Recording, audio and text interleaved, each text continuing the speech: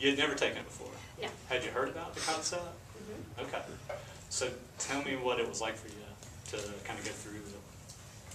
Well, I felt like I was marking too many. I was like, oh yes, yes, yes, I enjoy that. And so I wasn't sure how accurate it was going to be because I felt kind of scattered across all of them. But then once I did the scoring, I was like, oh, well, actually, not. It's pretty. It kind of made sense to you after you, but at first you felt like, oh, I like everything. There's not much to this. Yeah. Okay. So tell me about what you did notice and kind of what the results said for you. Well, I noticed that. Oh, you know what? I might have messed up. Would it be helpful to maybe go through some of the individual ones?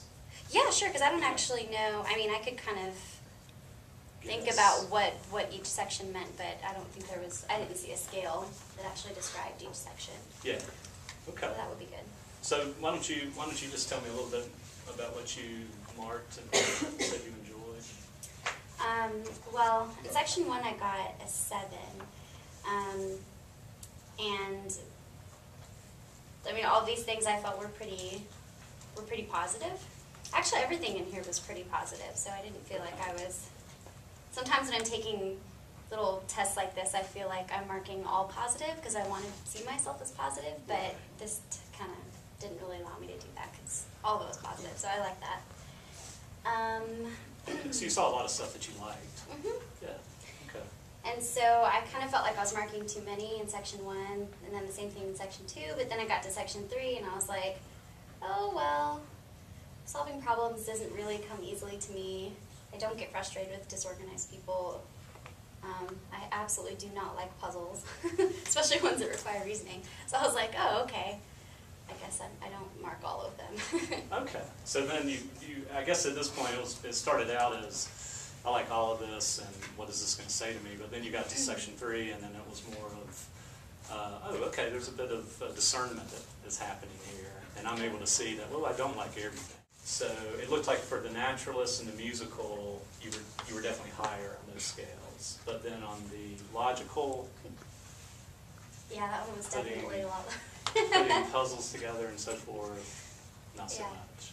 Which I knew. I knew that about myself. Okay. So it's cool to see it right here. It didn't shock you, but mm-mm. Okay. Let's see. Section 4 is existential, and I got a 9 on that one. Oh, so tell me about some of these. Yeah. And what this kind of means to you. Because that's your highest score so far. I think that's my highest score at all of them. No, it's 1 of 2. Okay. With this one, the only one that I didn't mark was religion is important to me. And I wasn't really sure if that one was entirely appropriate, because, I mean, maybe it was the wording, because I might not, had it said spirituality is important to me, I might not have marked, I mean, I might have marked it. So that one I wasn't too sure about. The rest of them, like, it's important for me to see my role in the big picture of things. I enjoy discussing questions about life, like visiting breathtaking sites in nature, like all that stuff. I was like, oh yeah.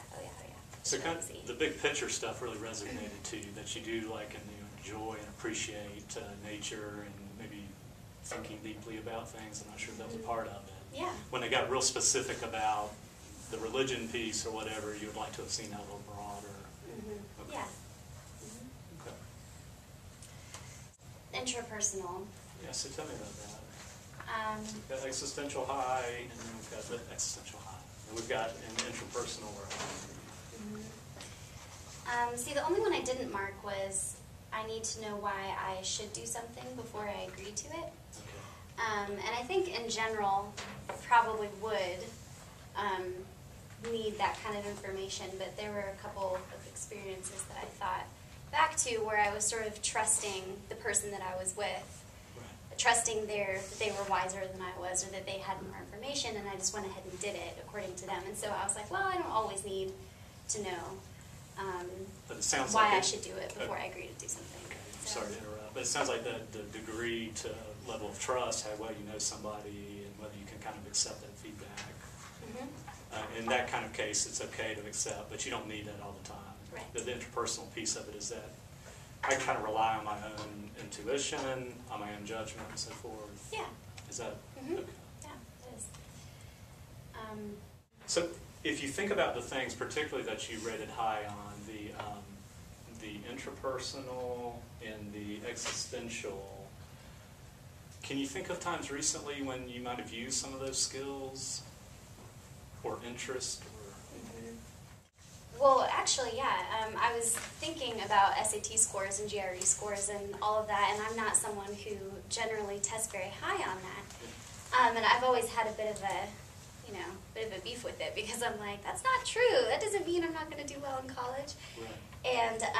And so when I do something like this statement, learning new things is easier when I understand their value.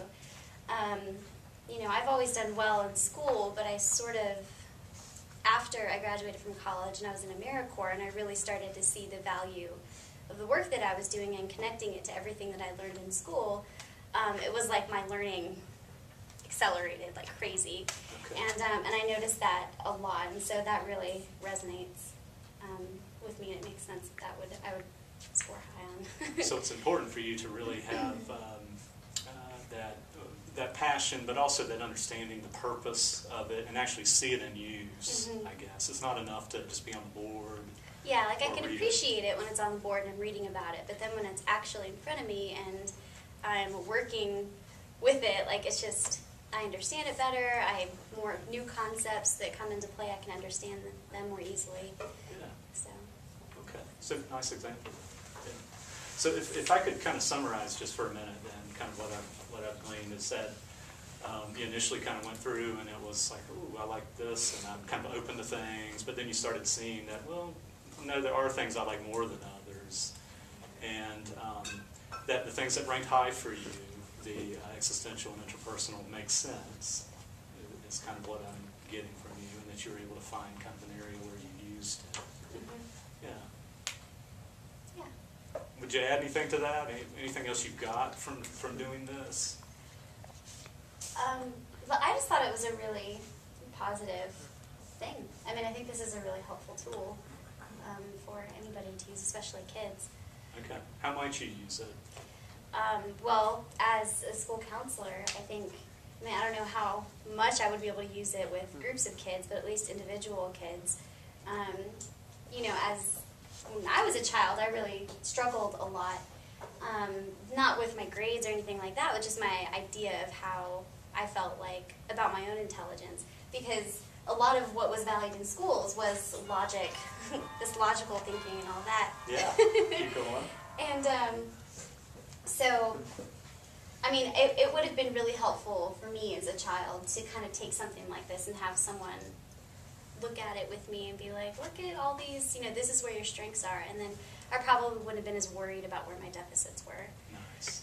Okay. Yeah, so I guess what I'm hearing you say is that it would have expanded your perception at a young age and not felt like, I'm missing, I have these deficits, but I recognize that I've got strengths that other folks may or may not have, but I recognize a broader view. Mm-hmm.